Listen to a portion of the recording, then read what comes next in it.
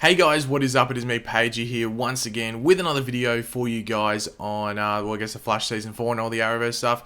If the setup is weird, I'm actually recording on my computer instead of my camera because my computer picks up the light better than my camera. It's weird, I know, and I'm also away. If you're new, I'm actually overseas. I'm not in Australia, I'm actually in America at the moment. I'm here for about another week from when I'm recording this video. When this video goes up, I'll be about 4 days left. But yeah, so I'm recording in advance. So yeah, this is another Q&A video. I did ask you guys to leave questions on like the new community tab section. If you go to my channel page and you see like there's like home, video, playlist or something, there is another section called community where I can leave like questions and polls and different things. And obviously you can either vote on the poll or leave a comment to a question or whatever it is. So I'm going to start using that much more in the near future, but mainly when I get back from being overseas because yeah, I'm a bit busy at the moment enjoying it. So yeah, if you're wondering how I'm going, I'm enjoying my trip over here. I love it. And I really want to come back when I finish it up. So I'm enjoying it now. But yeah, let's get into the questions. I don't know how many I have, but yeah, let's jump into it. So the first question comes from Be More Space 1. He goes, Paige, I'm a big fan of all your videos. Thank you. And do you think Supergirl will ever be a part of Earth 1? And if she does, how do you think it will happen? So that's a big question that a lot of people I've been asking a lot of people, and a thing that a lot of people want to see happen, like Supergirl to actually become like integrated with Earth 1. Now I think it's actually smarter to leave her separated from Earth 1, just because it just, you know, the whole multiverse thing just like broadens the multiverse. Just like how I think Black Lightning will either be on Supergirl's Earth, that being Earth 38, or they might put him like another Earth, maybe like Earth 3. They might chuck him on just to give us a show on Earth 3. I'll have to wait and see about that. Do I ever think she will be a part of Earth 1? Probably not, just because I think if they did that, they might have to get rid of some characters. If they want to do that like next season or something, like they feel that some characters are maybe a bit of a drag and they want to get rid of them, fair enough. But just like certain things that are established, it might make it a bit messy. But if they were ever going to do it, and how would they do it? It would have to be in like an event like maybe Crisis, like we had in the crossover, like Crisis on Earth X, like some sort of world multiverse bending sort of event. That would be the way that they do it. And they couldn't just make it that Supergirl comes by herself and lives on Earth 1, just because, as I said, they'd have to cut out characters. So the way that they would have to do it is some like multiverse event where everything gets put together. But yeah, I don't think they're ever going to do it.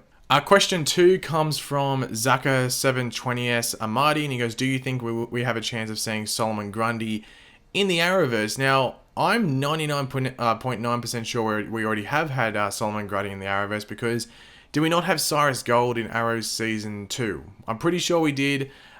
He was like the dude who had been injected with the Mirakuru. He was like, was he the friend of Sid that got injected? Or was it like he died, that friend of Sid died, and just some other dude got injected with the Mirakuru, and he became like, and he was Cyrus Gold.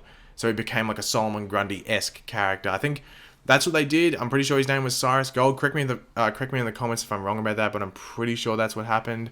So it's, yeah, technically we've seen Solomon Grundy. They didn't call him Solomon Grundy, but he was Cyrus Gold. And I think even they did certain references to the character of Solomon Grundy, even though they didn't call him that. I think they did like little nods and stuff to his mannerisms and different things revolving around him from the comics. So yeah, I think we've already seen him in the Arrowverse, but they just didn't call him Solomon Grundy.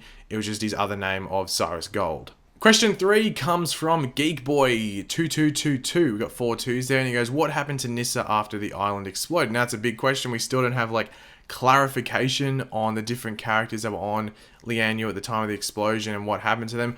Obviously, we have a whole back half of this season of Arrow where they could possibly explain that. Like, there might be a question of like, hey, what happened to that person that was also on the island with us? Did they actually die? What happened? I think with Nyssa, I think they said that a certain character went off with them. You'd have to go back and watch episode 1. Maybe I should have before doing this video, but someone went off with Nyssa or followed Nyssa and they survived. I think it might have been Curtis. Correct me if I'm wrong. It might have been Curtis, or it might have been Dinah. No, it wouldn't have been Dinah because she went off to fight Black Siren. I don't know. Someone went off with Nyssa, I'm pretty sure. Nyssa went to get Artemis maybe from the cage. Maybe that's what happened. No, that's exactly what happened. I think Nyssa went to get Artemis or Evelyn Sharp from the cage. So there's no clarification what happened there. They could reveal that both of them survived. Maybe Nyssa and Artemis teamed up or something like that. Who knows? But yeah, so there's no clarification or confirmation on what happened to, like, say, like Nyssa Al Ghul, Talia Al Ghul, even obviously Evelyn Sharp. Like, she was in a cage. So if there was a bomb near her, she was pretty screwed. And even if she was just stuck in the cage, she would have died eventually from dehydration or water loss and, starvation and stuff like that.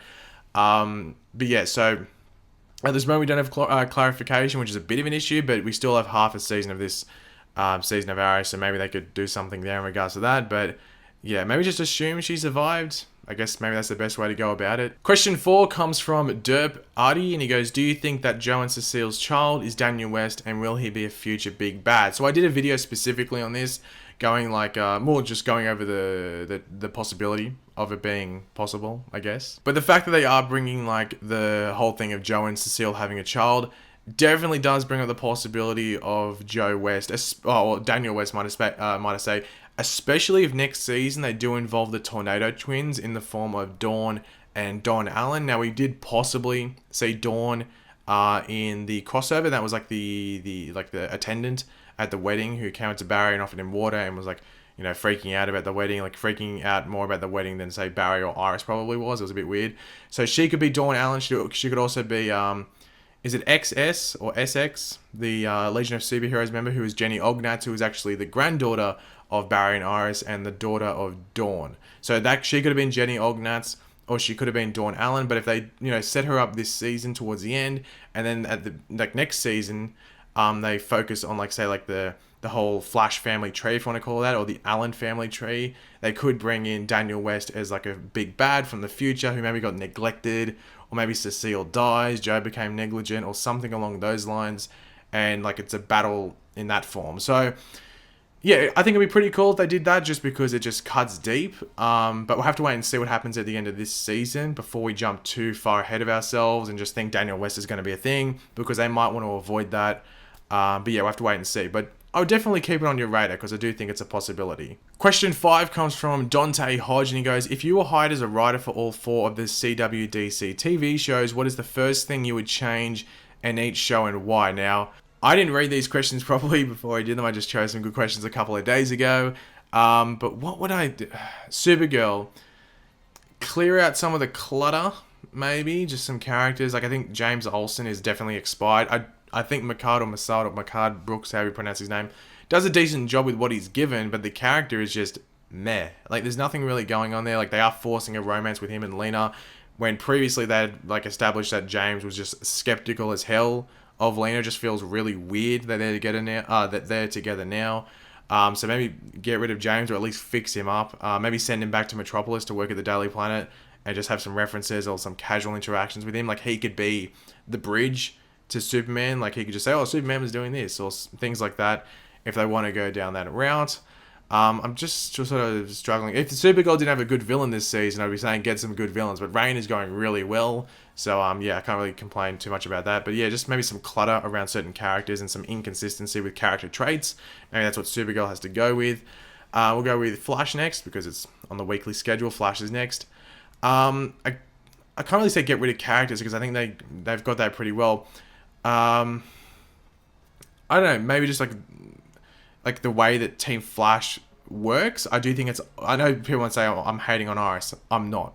It's just so weird that she's the boss of Team Flash, and like she's meant to be leading all these extremely smart people, when Iris in previous seasons, like they had established, had no clue. And you don't just learn that. Like, you can learn leadership, but you don't just learn how to like do things. And she's been doing that at the beginning of this season, which is just really odd. And I would prefer if they just went with her comic book route. Like, a lot of people are like, she's a strong journalist, that's why she's a good character. Well, she doesn't do that on the show. Can we actually get that going? Because that'd be actually pretty interesting to see, and it's actually pivotal to the character. Like, she is this reporter. So why not go down that route and show it to us? Like, I thought in season 2 they were going to go down that route. They sort of ditched that. In season 3 I thought they were. They didn't do it. In season 1 they actually sort of did. It was just in a bit of an unorthodox way that maybe a lot of people didn't like that much. So maybe that's why they got shied off it. But maybe they should go back down that road and maybe see how it works, because I think that's where they should be going. Because I just think it's a bit unbelievable that she is now this boss and leading Team Flash. I just think it's a bit weird and just doesn't work that well. In regards to Legends, I don't know. I can't really think too much about the Legends. Like, I don't know. I just, like, I would have said, like, if at the end of season 1, maybe get more females. They've got now 3 females on the way. I think it's 3. Zari, Sarah, and Amaya. Yeah, that's all 3. And I guess you maybe could count with Agent Shaft and the Time Bureau. She's like popping in every now and then. Maybe a big member, that is sort of like clumsy at the same time. Like, it would be pretty cool to see Constantine join first hand, like full time, I'd say, but I think he's a bit too overpowered. They are meant to be getting a new member because Firestorm has left. I don't know when they're going to confirm that, if it's going to happen this season, maybe right at the end, but we're meant to be getting a new Arrowverse established member on the Wave Rider. So, yeah, maybe that's my one change, like just maybe swap the teams around a bit more. Maybe like take one in, put one in, like substitute every single season, and maybe send the person that got taken out back to their old show. Maybe that's how they could do it. But yeah, maybe just cycle the team a bit. That's maybe my one suggestion. Arrow, Olicity, we're over with this one. Question 6 comes from Samuel Rosen, or Rossen, one of the two, I think it's Rosen. Do you think the Flash writers should tone down Iris a little bit? So this sort of goes hand in hand with my one about maybe taking her off the boss side of Team Flash. In regards to toning down Iris a bit, I'm guessing you might mean like her certain lines, like "Where the Flash" and maybe certain things like that. That stuff hasn't really annoyed me too much with Iris. Like, I think personally, I don't get annoyed with Iris as much as some other people do. Just like with Felicity. Like, Felicity doesn't annoy me on Arrow. It's Olicity that annoys me because it's very bad. It's just not good. But I don't get as annoyed with Iris as I do think like other people that don't like Iris. Like, I'm not saying I don't like Iris, but I like just people seem to get more frustrated with certain things that she's doing. I think they are. I think from the beginning of the season, she was a bit more like, why does she say that? Like, what's going on here? I think as we've moved along, I think it's fine. I actually am interested to see what Iris is like now that Barry's been arrested. Spoiler alert, from the mid-season finale. Because I think she has a good character arc coming up there. Because how would Iris deal with that? So I think she's got some strong material coming up there. So I think Iris should be on the rise going forward. But we'll have to wait and see. And our final question, question 7, coming from Cyan, or Cyan. I want to say Cyan. W goes, do you think Constantine will help the Legends stop / counter Damian and Eleanor Dark's magic? I think, obviously, Constantine's going to have some part in just maybe discovering what's going on this season. We only know he's going to be in episode 10. I was very disappointed that he wasn't in episode 9 for a larger part, but because he was meant to be in two episodes. And like episode 9 counted as one of those episodes, which I thought was a bit of a jip.